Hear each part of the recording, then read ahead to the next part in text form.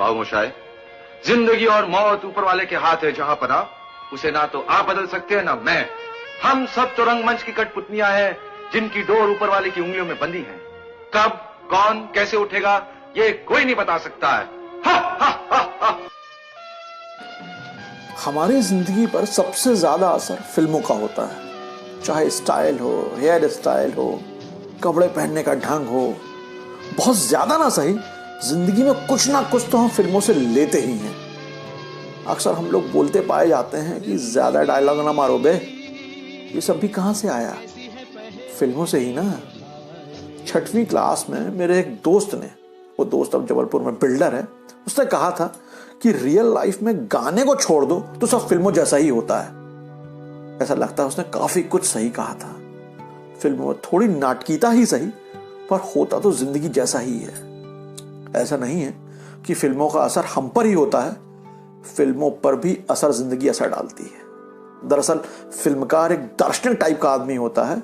वो जिस तरह अपनी नजर से दुनिया को समझता बूझता है, उसी को अपनी भाषा में पर्दे पर उकेर देता है। नमस्कार दोस्तों, मैं अतुल हूं। आज शनिवार है और हर शनिवार को आपको कहानी सुनाने का वादा रहता है। पूरा माहौल गमगीन है, दुख भरा है। एक अनचाही महामारी से हर इंसान खौफजदा है। ना चाहते हुए भी नेगेटिविटी आती जा रही है।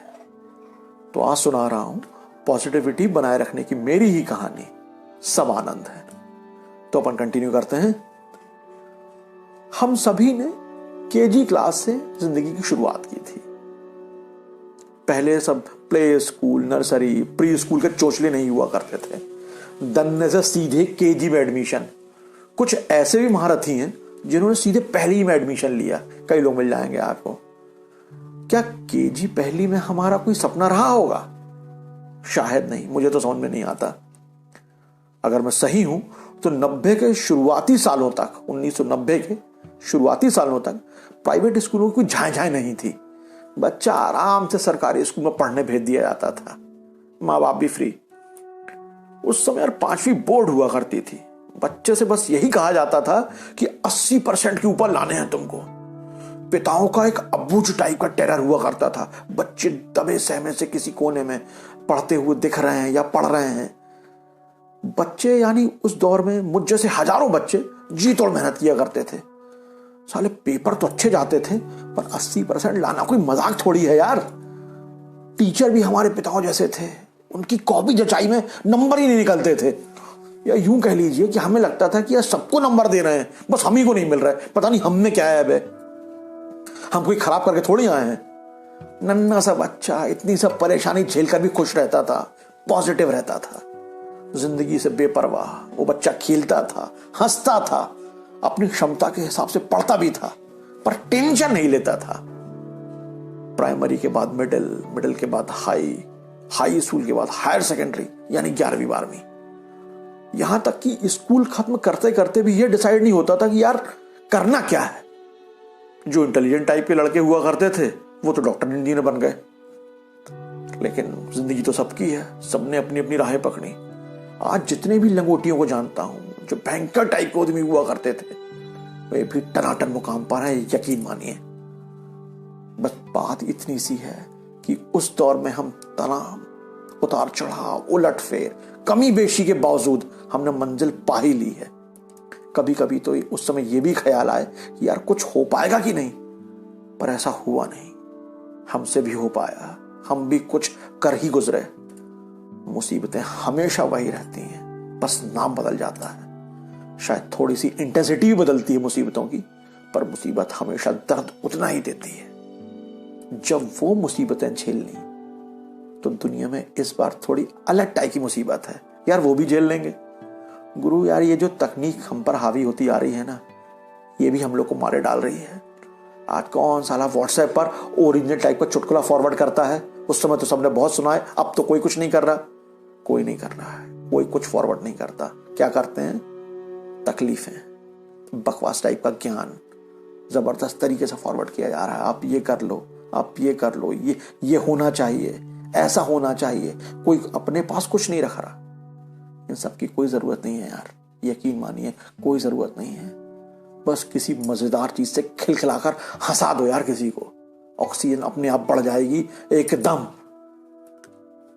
एक विख्यात लेखक है काशीनाथ सिंह, उन्होंने किताब लिखी काशी का 80, एक बार जरूर पढ़िएगा, मजा ना आ जाए पैसे वापस गारंटी।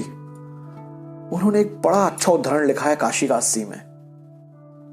काशी यानी महाशमशान को बोलते हैं, यानी बहुत बड़ा शमशान, उसे काशी कहा जाता है। कहते हैं कि यहां सिर्फ मुर्दे आते थे, और मुर्दे आते भी नहीं थे बल्कि लाए जाते थे दूर दूर से, कंधों पर, बैलगाड़ियों पर। गंगा थी और गंगा के किनारे घने घने जंगल, लकड़ियों में कोई कमी नहीं थी। लोग मुर्दे लाते थे और उन्हें फूंकते थे और दिन रहते ही अपने घर लौट जाते थे। इसी तरह सदियों पहले भादों की कोई अंधियारी रात थी, घनघोर पानी बरस रहा था, बिजली कड़क रही थी।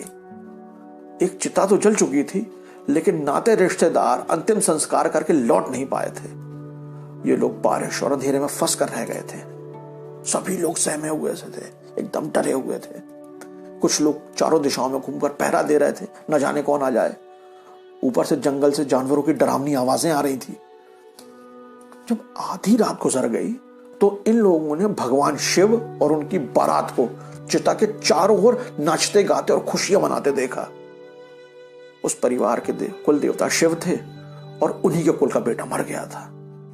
जिस बेटे के लिए ये लोग रोए जा रहे थे, उसी के लिए शिव और उनके गण नाच गा रहे थे, खुशियां मना रहे थे। यही सब देखकर उन लोगों को एहसास हुआ कि जिंदगी हाय तौबा मचाने के लिए नहीं है, मस्त रहने के लिए है। जीने के लिए भले ही गंगा का पानी हो, पीने के लिए तो आंखों के आंसू ही हैं, सब आनंद ही है। बस यही थी आज की कहानी। दोस्तों, जिंदगी और मौत सिक्के के दो पहलू हैं। हजारों जानें जा रही हैं, कोई भी बुरी खबर आ जाती है कहीं से भी, लेकिन ऐसा सिर्फ ऐसा ही नहीं है, नई कोपलें भी फूट रही हैं। सब ईश्वर की इच्छा है, यकीन मानिए।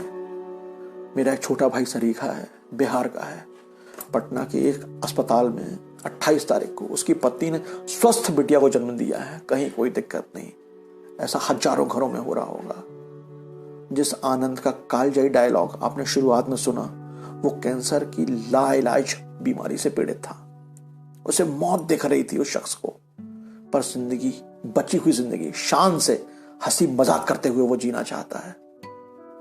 कहते हैं सबसे ज्यादा अंधेरा तब होता है जब सुबह होने वाली होती है। हौसला रखिए, शायद महामारी की विभीषिका का अंधेरा छटने ही वाला हो। ज्ञानवाणी ज्यादा हो गई हो तो माफी चाहता हूं। अगले शनिवार शाम 6 बजे आनी के YouTube चैनल पर एक नई कहानी लेकर आऊंगा। तब तक स्वस्थ रहिए, खुश रहिए, अपनों के साथ रहिए और सुनते रहिए मुझे, यानी अतुल को। जय हिंद।